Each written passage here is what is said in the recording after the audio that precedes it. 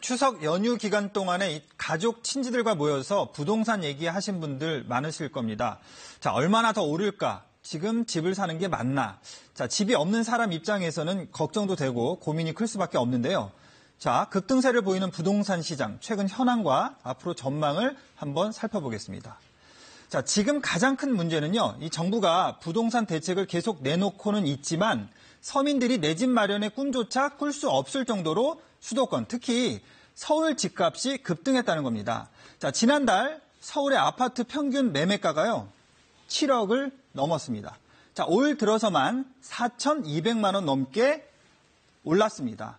자, 평범한 직장인 입장에서는 몇 년치 월급 모은다고 살 수 있는 집이 아니죠. 자, 그러다 보니 은행 대출 받아서 집을 사는 게 당연한 일로 받아들여지고 있습니다.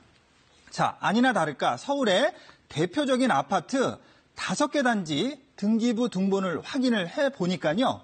은행 대출로 근저당이 설정된 집이 절반 가까이 46.2%나 됐습니다. 자, 물론 대출이 없는 나머지 아파트 중에도 전세를 끼고 집을 산 이른바 갭 투자일 수 있고요. 자, 평균 대출액은요, 4억 400만 원, 집값의 41% 정도를 은행에서 빌린 걸로 나타났습니다. 자, 집을 사고 파는 횟수도 많았는데요. 최근 3년간 주인이 바뀐 아파트는 4채 가운데 1채 꼴이었습니다. 자, 집값이 급등하다 보니 집 없는 서민들은 불안할 수밖에 없겠죠. 그래서 요즘 각종 부동산 투자 설명회가 성황을 누리고 있습니다. 자, 얼마 전 정부도 주택 공급 방안을 발표했는데요.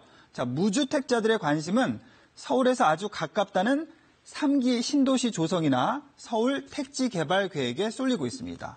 자, 정부가 공공임대 비율도 크게 늘리겠다고 했는데요. 자, 임대주택 하면 이미지가 안 좋아서 꺼리는 분위기도 있습니다. 정부가 임대주택을 구색 맞추기가 아니라 민간 아파트처럼 주거 환경도 좋고요. 애들 키우기에도 부족함이 없다는 생각이 들게 제대로 지어야 한다는 지적도 나오고 있습니다. 양과 질 다 균형을 맞춰서 공급을 해야 한다는 겁니다. 또 당연한 얘기지만요. 신도시 개발이나 임대주택에 투기꾼들이 몰리는 것도 막아야 하고요. 자, 정부가 부동산 시장이 안 잡히면 약발이 먹힐 때까지 강도 높은 추가 대책을 내놓겠다 이렇게 공언을 했는데요. 이렇게 정부의 집값 안정에 대한 의지가 강하기 때문에 이 전문가들은 당분간은 시장에서도 거래가 끊기고요. 이 관망세가 이어질 걸로 보고 있습니다.